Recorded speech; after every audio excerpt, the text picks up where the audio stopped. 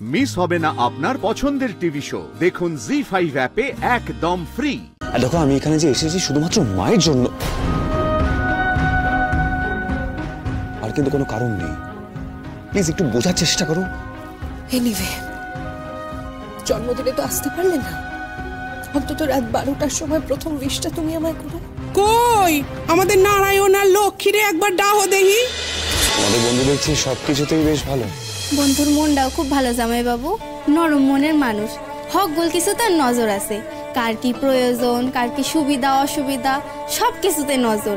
গ্রামের আর কেউ জানুক বা না জানুক, ময়না জানে কার বাড়িতে হাড়ি সরছে আর কার বাড়িতে হাড়ি সরে নাই। কার বাড়িতে যদি হাড়ি না সরে এই বাড়ির থেকেই তো পৌঁছায় দেয়।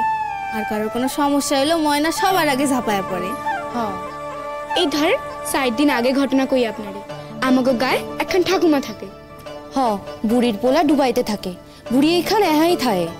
হ্যাঁ, কয়দিন আগে রাইতে বেলা বুড়ির কত জ্বর, 1.5 দিন তো বিছনায় পড়েছিল। ময়না থাকলে কিন্তু এটা হইতো না। কেন? ময়না থাকলে বুঝিও চিকিৎসা করতো? না না, ডাক্তারই আর কেমনে করতো, ও তো আর ডাক্তার না। আর এই গ্রামে ভালো ডাক্তারও নাই, হেলেগাই তো মানে ডাক্তার হইতে চায়। ও কয় এই গায়ে ভালো ডাক্তারের প্রয়োজন। ও আর খান কথা কয় জানেন জামাই বাবু, বলে যে সেবায় অর্ধেক কাম হয়ে যায়, এর জন্যই তো সেবা করতো। ময়নাই একমাত্র ছিল যে এই গায়ে সকাল সন্ধ্যে বুড়ির খবর লইতো। ময়না নাই, বুড়ির কপাল তো এমনিই ফোটা ছিল। ও 2 পোলা দুবাই চলে যাওয়ার পর, আর এখন আরই ফুটে গেল ময়না কলকাতা চলে যাওয়ার পর। এই কেন কপাল ফুটো কইয়া বড় বড় শ্বাস না ফেলাইয়া তোরা গেলে তো পারোস। যখন জানোস আমি নাই, তোরা গিয়ে খোঁজ তো লইতে পারোস। অঞ্জা ঠাকুমা কেমন আছে কিছু জানোস? ওই জানোস না জ্বর হইছে, এইটুকু খোঁজ লইতেই তো পারোস। আসলে তোর আইবি তো, হেলেগাই তো আমরা 3 দিন ধরে ব্যস্ত। এই বুড়ির শরীর আগে না আমাগো আপ্যায়ন। তোকে আমি বাইর কইছি যে কদিন আমি থাকুম না, ঠাকুমার উপর নজর রাখবি। আর কার উপর নজর রাখতে কইছি না মনে আছে? রহিম চাচা। ওই গপ্প মারতেছস তো, রহিম চাচার খবর রাখতে তো পারোস, রাহস নাই? ঢাকা গেছিল ডাক্তার দেখাইতে। এই পুরাটা নেশা টেশা করে না? না না, তুই তো নেশা ছুটাই দিছস। জানেন জামাই বাবু, ময়না ওরে গাছে বাইতে রাখছিল, নিজে পাহারা দিছে। কি? তার কি করুম, অনেক বুঝাইছি, নেশা সে ছাড়বই না। না তা বলে তুমি ওকে গাছে বেঁধে রাখবে? উপায় পাই নাই তো। জানেন ডাক্তার বাবু, আমার বাবাই কইতো যে একটা মাইন্ডের অভ্যাস 21 দিন পর উইরা যায়। তো হেরে গাই আমি ভাবছি 21 দিন আমি ওরা নেশা করতে দিব না। বাহ, তার উপায় হচ্ছে তাকে গাছে বেঁধে রাখা। দারুণ। না 2 দিন বাইন্ধা রাখছিলাম, আর তারপর তো বাইন্ধা রাখনের ভয় দেখাইয়া ঘরে আটকাইয়া রাখছিলাম। অদ্ভুত মেয়েটা, সকলে হাড়ি শুধু না, সকলের শরীরের খবর ওর কাছে আছে। বাহ। এই শোন না, এক কাম করি না আমরা সব, আমরা গিয়া ঠাকুমারে দেখে আসি। চল। চলো আমিও যাব তোমাদের সঙ্গে, এই গ্রামটা ঘুরে আসি। চলো। আপনি কোন হানে যাইবেন? আপনি এনেই থাকেন, হেনে বয়া বয়া গ্রামের হকগোল মানুষে দেখতে পাইবেন। সবাই তো আইতাছে আপনার লগে দেখা করার লেগা। আপনি না একটু বিশ্রাম লইয়েন, আর আমি না যাবো আরামু ঠামারে দেখা এনে চললাম। আর যদি প্রয়োজন মনে হয় তাইলে আমি আপনারে লইয়া যাবো। আপনি না হয় কিছু ওষুধপত্র লিখা দিবেন তো? দেবো। তাহলে ঠিক আছে, চল আমরা এগুলো রাখা আসি। আমার লগে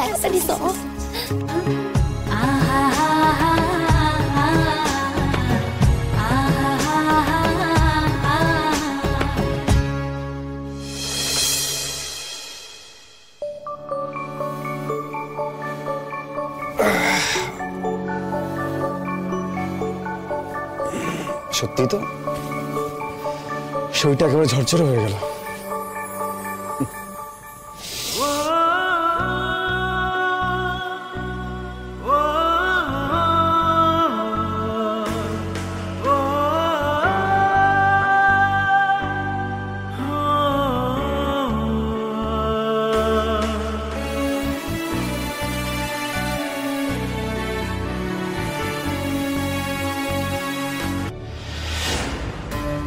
ভেবেছিলাম ফোনটা করবো না, করেই ফেললাম। গুঞ্জা প্লিজ এভাবে কেঁদো না প্লিজ। কি করছো তুমি? এই তো খেতে ঘরে একটু রেস্ট নিচ্ছে। ময়না কোথায়? তোমার সাথে নিশ্চয়ই একই ঘরে রয়েছে। ও বাড়ি নেই, বন্ধুদের সঙ্গে বেরিয়েছে। ও একজন বাড়িতে গেছে। তাই তো বলি, তুমি এবার ফোনটা ধরলে কেন? আচ্ছা কিন্তু তোমার সমস্যাটা কোথায় বলো তো? তুমি ঠিক কি চাও? তোমার প্রবলেমটা কি? তোমার ফোন না ধরে তুমি কথা শোনাও, আবার তোমার ফোন যদি একেবারে ধরি তাহলেও তুমি কথা শোনাচ্ছ। মানে তুমি কি ঠিক কি চাও বলো তো? একেবারে তোমার ফোনটা না ধরি তুমি কি চাও? তোমার সমস্যাটা কি আমাকে বলো না গুছিয়ে।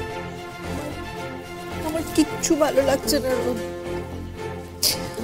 আমি এটা ভাবতেই পারছি না যে তুমি আমার থেকে এতটা দূরে, ময়নার সাথে তুমি রয়েছো। কথাটা ভাবলেই না আমার।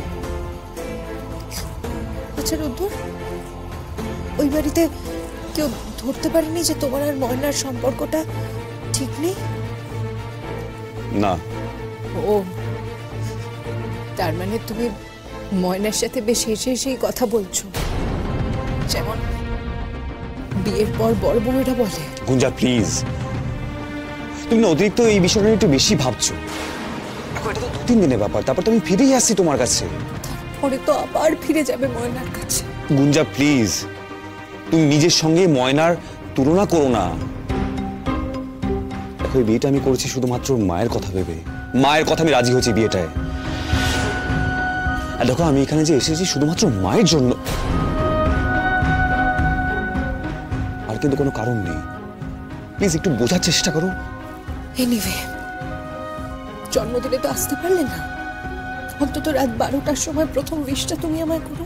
কই আমাদের নারায়ণ আর লক্ষ্মীরে একবার ডাহ দেহি, এক লগে দেখা একটু চক্ষু দোকান সার্থক করি। জামাই বাবু, জামাই বাবু, আয়া পড়ছে চলেন চলেন। গায়ে হকন মা বেটি আয়া পড়ছে, তোমার দেখো না দেখা। আচ্ছা রূপা আমার কথাটা শুনে তুমি যাও, আমি আসছি। চলেন না, আমি বলছি রাখেন এখন। 1 মিনিট রূপাই, বলছি শোনো আমি তোমাকে পরে ফোন করছি, ঠিক আছে? রাতে। হ্যাঁ রুদ্দুর, কেন কেন কে না কে এলো তার জন্য তোমাকে ছুটে চলে যেতে হবে? তুমি একটু বোঝার চেষ্টা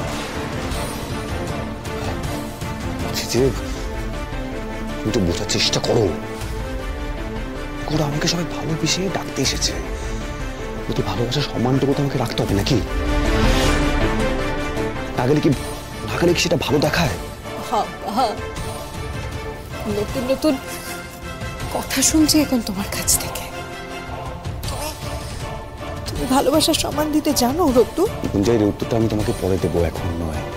কই গো আমাকে জামাই কই? আমি রাখছি এখন।